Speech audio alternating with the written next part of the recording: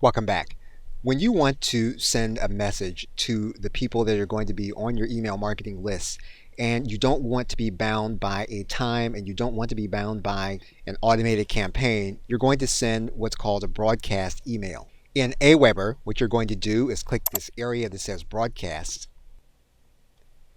and then you're going to select a specific template. And you will then write your message here in this area along with your title or subject line.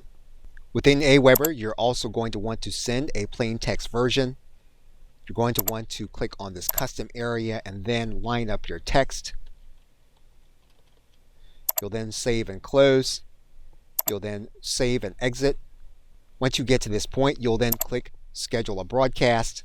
And what you'll do is you'll determine when you want to send the broadcast. You can send it immediately, or you can schedule it for a future time. The process inside of GetResponse is called creating a newsletter. You want to give your newsletter a title. You want to write in the subject line that your customers are going to see. You're going to determine the specific recipients for the email.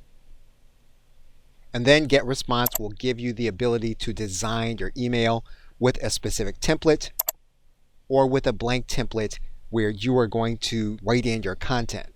Within MailChimp, to create that broadcast, you're going to create and design a regular email. And just as you did with the campaign email, you're going to give that email a title and you're going to decide who the email is going to go to. Now again, with MailChimp, we can send to a specific tagged set of individuals. We can then determine who the email is going to be from. We can add a subject that the customer is going to see. You'll then design the content for your email. Now, for the sake of simplicity, we're just going to choose a simple template.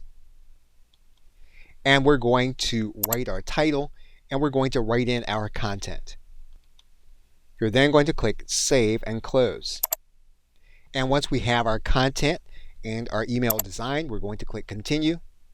And we can either send the email now or we can schedule that email for a future date. Okay, so with that, thanks, and I will see you in another video.